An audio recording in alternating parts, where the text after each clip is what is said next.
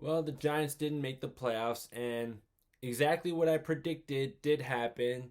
The Giants and Washington both won, although the Eagles deliberately tried to lose when Doug Peterson actually said that he was coaching to win the game.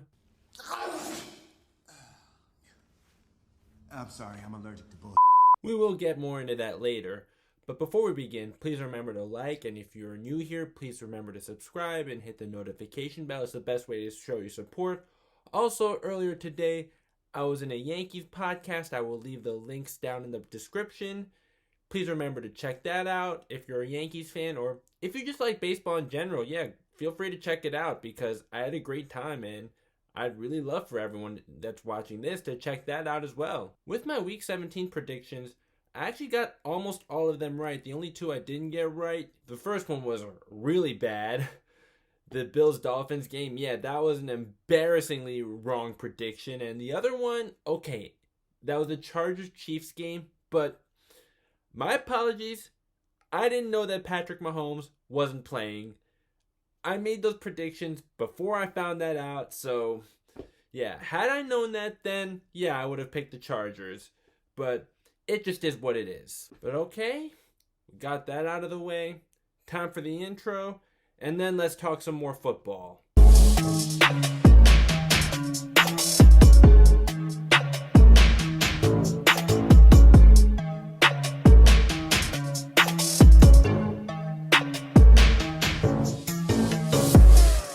So the Giants finally beat the Dallas Cowboys. The last time that happened was 4 years ago. It's been long enough. I don't know about you, but I've been sick and tired of it personally, and I'm so glad that the Giants finally beat them, even if it means that they get a worse draft pick. Oh well, I'll take the trade-off any day. Now, early on, the Giants were really kicking butt, but then they let the Cowboys get back into it, and Daniel Jones played very well. In fact, I know I've been critical of him, but lately he's actually been giving me some hope. Now just got to get him some help. And also, let's just please get rid of Evan Engram, whatever it takes, by any means necessary. Like, again, how is this guy a Pro Bowler? That's such a joke. That interception that Daniel Jones threw, that was not his fault at all. That ball was right in Evan Engram's hands, right in front of his face. And he let that slip away, and it turned into an interception. Like, Evan Engram just finds one way or another constantly to let us down. And I just can't believe that he's a Pro Bowler. Logan Thomas and Rob Gronkowski are two names that come to mind that definitely should have made it over Evan Engram. Let me know in the comments who else in the NFC should have made the Pro Bowl over Evan Engram. Because Evan Engram definitely does not deserve to be in the Pro Bowl. And I don't want to see him back in the Giants uniform next season, and I can't believe I was actually excited for him when the Giants drafted him. But, alright, you know what though? Aside from that vent right there, overall though, I am happy that the Giants won. On offense though, who actually did have a really good game though, is Sterling Shepard. And I actually really like Sterling Shepard. He's definitely the best route runner on the team, and he's definitely never going to be a number one receiver on any team, but I do like him as a number 2 or a number 3 receiver. On defense, Leonard Williams and Dalvin Tomlinson, especially Leonard Williams, really stood out. They kept bringing the pressure, and that forced Andy Dalton into bad decisions, particularly on that Xavier McKinney interception. Aside from Leonard Williams' 3 sacks, he put the pressure on Andy Dalton to force Andy Dalton to make that poor decision to throw the ball away.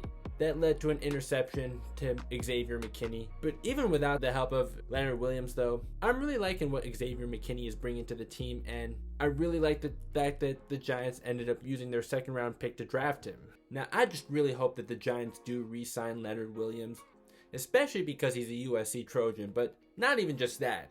The dude's a beast. I really hope that they re-sign him, but if not, then I hope they get a good enough replacement for him because he is really good, and the fact that he's not in the Pro Bowl, that's a joke. Evan Engram in the Pro Bowl, joke. Leonard Williams not in the Pro Bowl, also a joke. Also, Blake Martinez and Kyler Fackrell had a sack each, and Blake Martinez is another guy that absolutely should have made the Pro Bowl, and I don't know how he didn't. Yeah, the Pro Bowl is a joke. And then Wayne Gallman towards the end of the game with that fumble almost cost the Giants the game, but thankfully they recovered it. So okay, Giants finally beat the Cowboys. Good win by the Giants. They did their part in week 17 and finished the season strong. Now on to the Eagles and Washington, and it could not be more obvious that the Eagles were tanking this game. Now, there is part of me that actually doesn't blame them, but there's also a part of me that says this is just a bad look on your team to blatantly, intentionally lose on national TV. And this is just bringing a losing culture to your team. And as good as Jamar Chase and Devontae Smith are, they're not going to single-handedly turn your team around. In fact, there's no guarantee that top draft picks will actually turn your team around. I get it, they had no shot at the playoffs, and also the Giants put themselves in this position, so I can't really be mad at the Eagles. I mean, yes, of course, as much as I didn't want to root for them, I had no choice but to root for them, but obviously at the same time, they shouldn't care what I think or what any other Giants fans think or players on the Giants think. They shouldn't care about any of that. The Giants, or every team actually, you control your own destiny. And relying on other teams to lose, especially a team that's out of playoff contention or better yet, your division rivals, it almost never works. In fact, I can't think of a time where it has worked. If the Giants didn't lay an egg these last 3 weeks, or if they didn't start out 1-7, they wouldn't have been in this position. So really, the Giants have no one to blame but themselves. However, at the same time, I do also think that was pretty bush league of the Eagles to just tank on national TV like that. And you couldn't even make it more obvious. Oh yeah, and an announcer even actually suggested that the Eagles need to evaluate their players. No, it's the last game of the season. This isn't preseason. It's the very last game. You could say that they should be evaluating Jalen Hurts right now. But no, they should not be evaluating all of their quarterbacks. I don't know why the announcer was trying to give them a pass because no, this was just blatant tanking. It was nothing else except for that. Still the third quarter. You're only down 3. And you go for it on 4th down. And then when Jalen Hurts was doing fine, well, maybe not fine when looking at the stats, but at least he wasn't losing them the game. And then you take him out of the game. In fact, I don't know if you caught this, but Jalen Hurts was even seen on TV saying the words, "This ain't right." And he is right. This ain't right, man. What's his name, that third string quarterback? Yeah, he sucks so much I can't even remember his name. What was it? Right, Nate Sudfeld. Oh yeah, that missed snap. And then when Alex Smith threw that interception, and then you give the ball right back to them, the interception to seal the deal, yeah, you just really couldn't make it more obvious that you were tanking. And hey, good for you that you got that 6th pick, I think. Good for you, seriously. Good for you, Eagles and Eagles fans. And like I said, the Giants put themselves in this position, so it's no one but their own fault. But still, that's definitely not a good look to be blatantly tanking on national TV. And Doug Peterson, for you to say that you coached to win the game, that's like me saying that I'm a better quarterback than Patrick Mahomes, okay? Because no, you did not coach to win this game. So what's next for the Giants? I don't feel strongly one way or another about firing Dave Gettleman, but if he doesn't address the wide receiver problem, then he definitely has to go. I'm cool with keeping Darius Slayton around, but as a depth guy, he's definitely not a go-to guy. Cut Golden Tate. Get rid of Evan Engram by any means necessary. Also, Nate Solder needs to be cut as well to free up cap space. He was supposed to really boost the Giants' offensive line. He didn't do that at all. But at least the Giants' offensive line did look the best it's looked in years, even without him this season. And if Devontae Smith really does fall to 11th, which I've heard people say, and I'm not super optimistic that he will, but if he does, that's like Christmas in April.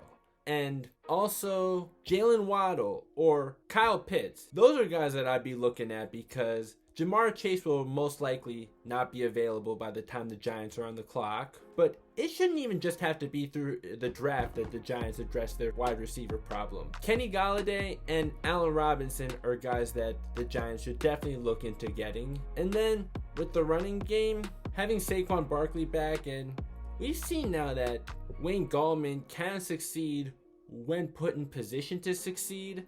So having them as a 1-2 punch, and also knowing that Saquon's a damn good receiver, I can definitely see the Giants winning 10 or more games next season. And as for Jason Garrett, yeah, he's had his moments where I really liked him. He's had his moments where he just blew my mind, or everyone else's mind, with his play calling just being very questionable. But as for Joe Judge, love him. Can't wait to have him at the helm for years to come. And Patrick Graham, he's done an excellent job as a defensive coordinator, and I hope he sticks around for as long as possible. This wasn't exactly the end result that we would have liked. Sure, the Giants themselves finished strong, but I myself would have liked to make the playoffs, but it just didn't work out. And again, the Giants only have themselves to blame, regardless of the Eagles just blatantly tanking yet still barely losing. But I'm actually really satisfied with the direction that the Giants are headed in, regardless of where they're drafting. And hey, 6-10 is actually still the best they've finished since 2016. It's not saying much, but still, it's a step in the right direction. So overall, I'm not like really pissed off. I mean, sure, I would have liked to make the playoffs. Just to be honest, I expected this to happen anyways. So that's the end of this video. Please remember to like. If you haven't yet, please remember to subscribe and hit the notification bell, and I'll see you next time. And hopefully the Giants will make the playoffs next season. In fact, I feel confident that they will.